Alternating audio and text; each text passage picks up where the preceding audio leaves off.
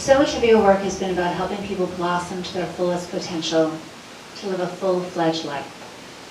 I remember visiting your amazing Isha school, which reflects many of the values that Sir Ken has described. And I wonder if you can tell us, in your view, what makes for a perfect school?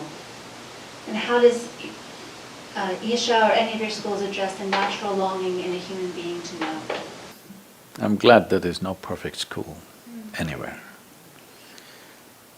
because this aspiration for perfection is very death-oriented.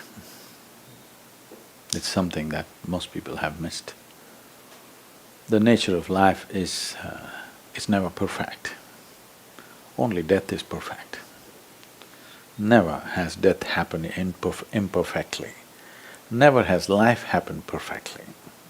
If school is about life, then there is no perfect school. Having said that, as someone said, not him, somebody, from England. No, I'm seeing him as a representation of England. Someone said that education is a necessary evil. It is a necessary evil because there is a resident evil in the world.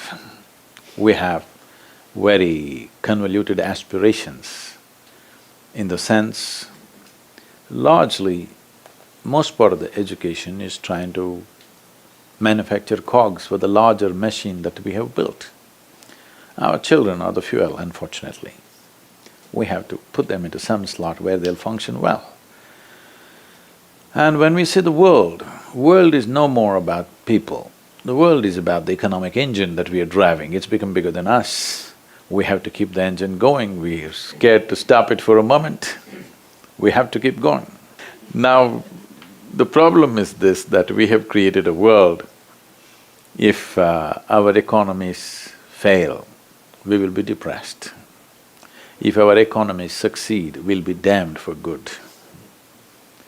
I feel it's better you're depressed. Now, talking about a school as a way of manufacturing cogs for the machine, there are many ways to do it. Every nation has its own system. If I have to shape you into a particular shape that you must fit into a particular machine, it's a cruel process. But now we can't let the machine fail, it needs spare parts. Constantly it has to absorb, and humanity is the spare parts. So our children are the fuel and the machine parts which go into this to run the larger machine, that's one aspect. So this is why I have addressed education in three different dimensions, which people around me are still trying to grasp why these three different things. There is one form of education which is called Isha Vidya, I think they might have showed something about that. This is for the rural masses in India, where the problem is they are in an economic and social pit which they cannot get out by themselves. The only ladder for them is education, employment-generating education. But there are reasonably well-to-do people where they might have gone through that in the previous generation, but this generation need not think about how to earn my living. They have to look at how to expand who they are. So we have Isha Homeschool, which caters to that, because this kind of education costs money. So only people who can afford it can do that. Costs money means not like how it costs here. By Indian standards, it costs money. And there's another form of education where people are not interested in serving this machine or that machine, they want individuals to blossom. So we have Isha Samskriti, where there is no academic education of any kind.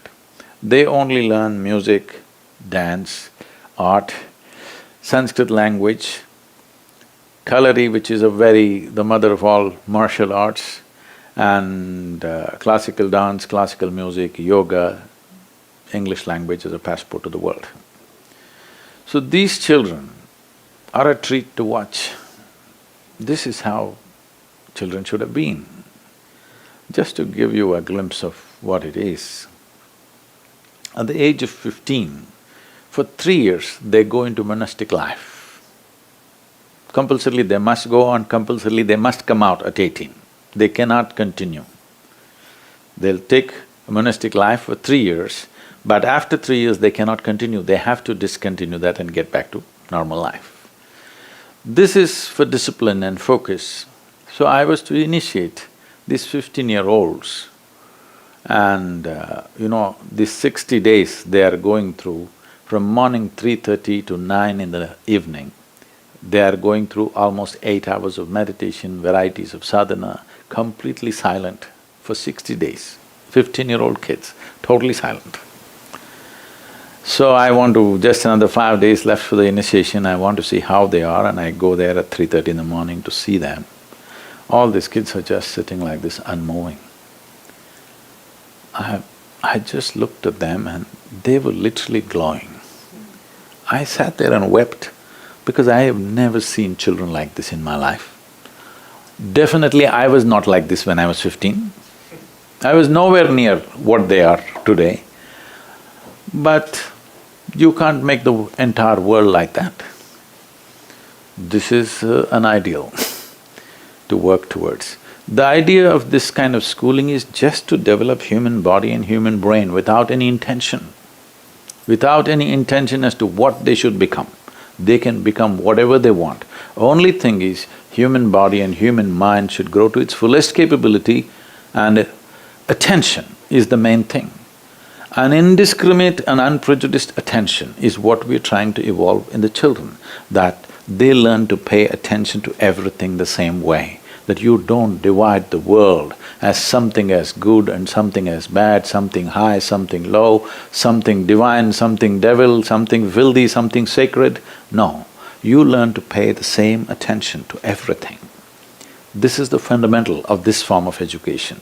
What will they do? What will they do is the aspiration. So I guaranteed them one thing, 12 years, if you enter the school, the commitment is for 12 years. You have to, 6 if you come, 18 if you can leave.